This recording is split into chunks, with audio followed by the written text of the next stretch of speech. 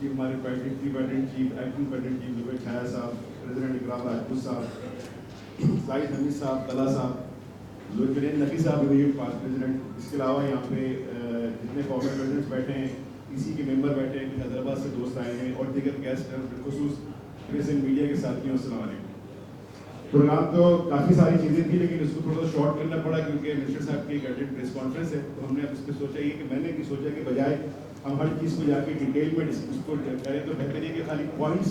Share کر لیں جو منسٹر صاحب نوٹ کر لیں، پھر ان کی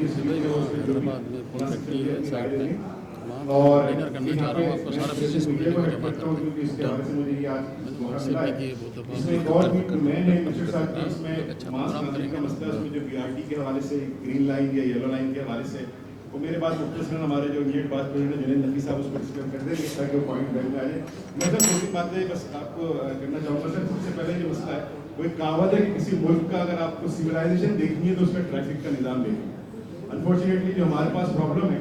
وہ ٹریفک کا نظام اتنا درم برم ہے کہ ظاہر سی بات ہے اس کا مین کاز جو ہے وہ پبلک ٹرانسپورٹ کا نہیں ہونا ہے۔ اس وقت کوششیں بہت جاری ہیں، نو ڈاؤٹ ہمیں اس پر انفارمیشن ہے اور ظاہر سی بات ہے ایک دن میں صحیح نہیں ہوگا لیکن تھوڑا سا یہ ایک بنیادی ایشو ہے کہ دیکھیں نا یہاں پہ تو لوگ یہی وجہ ہے کہ بائک اتنی زیادہ موٹر سائیکل ایک آدمی افورڈ نہیں کر سکتا، تو آپ کو اپنا شادی کی تاریخ بتانے کے اوپر بھی جو ہے نا وہ پروگرام میں بائک مل جاتی ہے۔ تو اس کو ظاہر سی بات ہے پبلک ٹرانسپورٹ پراپر ہوگی تو ظاہر سی بات ہے لوگ بائک سے سفر نہیں کریں گے، اور آج کی جو میگا سٹیز ہے اس میں پبلک ٹرانسپورٹ ہی ہوتی ہے۔ تو میری تھوڑی سی گزارش ہوگی کہ سر اس کے اوپر خصوصی توجہ دیں۔ اس کے علاوہ جو انفراسٹرکچر جو خاص طور پر روڈوں کا ہے شیخ صاحب وہ آپ کے علم میں اس کو تھوڑا سا ڈیولپ کرنا بہت ضروری ہے، بہت ضروری ہے۔ اور اس کے علاوہ کام ہو بھی رہا ہے، میرے علم میں کام ہو رہا ہے تو اس کو تھوڑا سا دیکھ لیں۔ بلکہ میں تو کہوں گا جب یہ کام ہونے جائے نا سر، جو 7 انڈسٹریل زون ہے نا آپ کے، اس علاقے میں جتنی بھی روڈس ہیں اس کی مانیٹرنگ میں آپ ہم لوگ کو بھی شامل کر لیں تاکہ ہم بھی ایکولی رسپانسبل بن جائیں اور آپ کی بھی بہت ہیلپ فل ثابت ہوں گی۔